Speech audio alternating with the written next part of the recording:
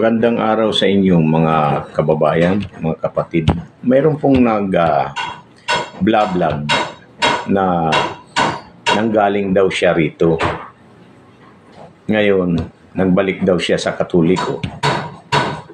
Biro mo yan, mga kapatid. Nakita niya na ang tunay na iglesia. Naandyan mismo, alam niya yun kasi nakita niya na sa Biblia eh. Alam niya kung ano ang tunay na iglesia. At walang nakalagay doon ng mga na doon sa kanyang kinalalagyan ngayon ay nasa Romano Katoliko raw siya ngayon. Ngayon, maganda raw doon. Maganda naman pala eh. Ay bakit naghihikayat ka ng mga tao na para umalis sa sa MCGI? Ano bang ginagawa mo? Nakakatawa ka naman. Bakit nagkaganon? Nakita mo na ang ginto. Biro mo eh, ang makita mo lang ang tunay na iglesia, napakalaking bagay na. Tapos ngayon, gusto mo papagbalikin kami? Gusto mo magpasuray-suray uli kami? Diyan sa karsada, mag-iinom, magsusugal, mambababae, lahat ng mga bisyo. Biro mo, ang luha ni kapatid na Eli sa pagmamahal sa kapwa, kaya niya inalis ang mga tao doon. Ilinathala ang kanyang mga aral sa Biblia at ibinulgar ang lahat. Kaya ka nga naanib.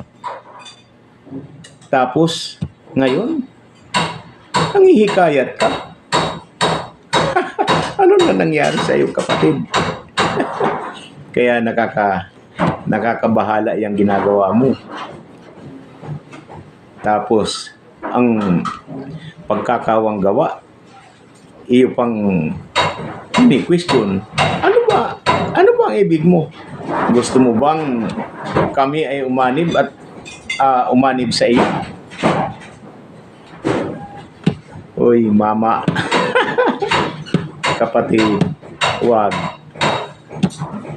Magsarili ka na lang dahil hindi tama yung ginagawa mo. Biro mo, isinuka mo, tapos binalikan mo. Kinain mo pa uli. Nakakatawa ka naman.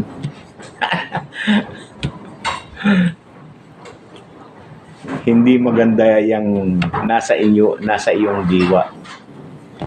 Kaya ang paninira mo sa MCGI ay sarilinin mo na lang. Huwag ka nang dahil tingnan mo kung anong ginagawa mo. Nagmamahal ka ngayon sa amin dahil umalis ka at pumunta ka pa sa ang pagdadasal ay pabalik-balik. Ano nang nangyari sa iyo? Kaya kapatid, ewan ko kung ano ang motibo mo, bakit umaklas ka, nag-aaklas ka, naghahangad ka na mabuwag ang MCGI. Naku po, biro mo, ang isang katulad namin na tao na nakakita ng ginto, na isang tunay na iglesia, hindi mo mapapaalis dahil ito ang totoo. Walang nakalagay sa Biblia na Romano Katolika ang tunay na iglesia. Alam mo ang nakuha ninyo? Lahat ng mga relihiyon, ano ang nakuha lang? Puro iglesia lang. Iglesia lang. Mga putol. Bakit? Kasi ang iglesyang tunay nasa Biblia. Iglesia ng Diyos.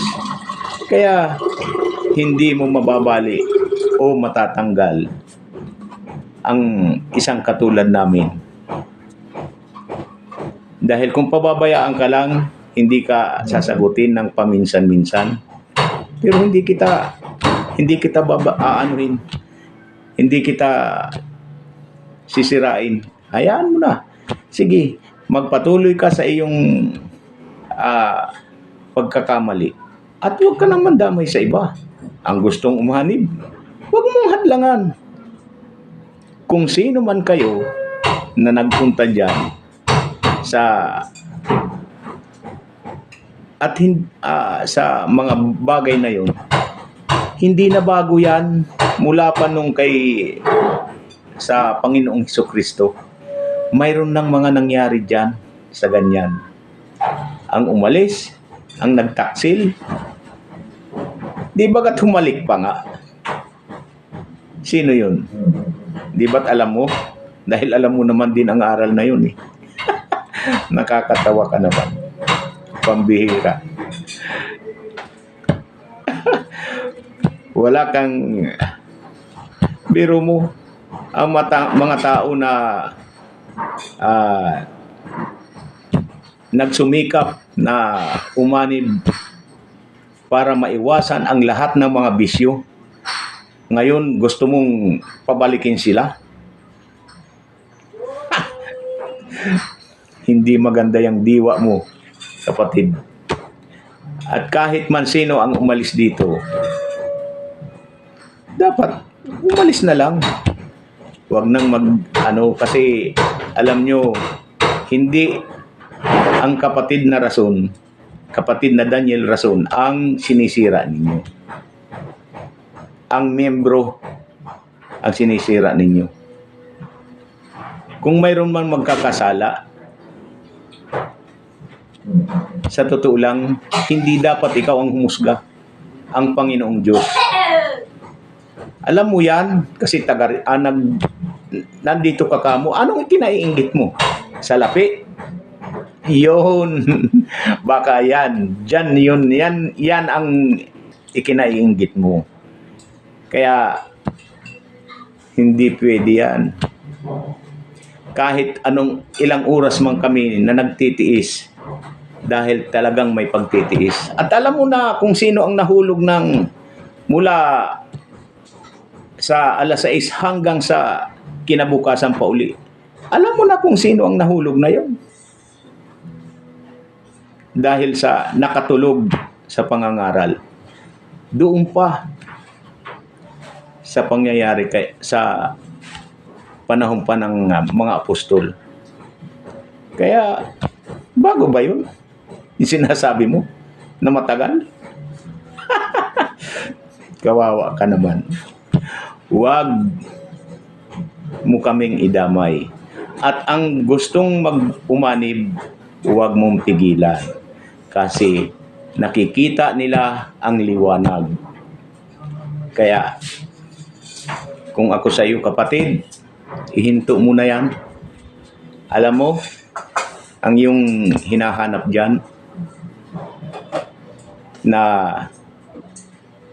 para lang pasikatin ang iyong channel, hindi maganda dahil pangkalupaan ang iyong nakikita. Kaya sa iyo, kapatid, sana'y magbago ka at kung ano man ang mga ipinamamahagi namin, kung ako man ay nagbahagi, pero hindi ka dapat mag-isip ng kung ano-anong mga bagay na yun dahil sinisira mo ang pananampalataya ng iba.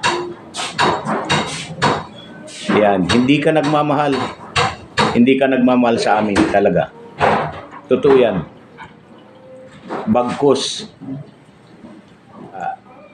Kapatid, maraming salamat sa lahat ng mga nanonood nito. At huwag kayong magpapaniwala doon dahil isang paninira yan Maraming salamat po sa inyo sa inyong lahat, mga kapatid.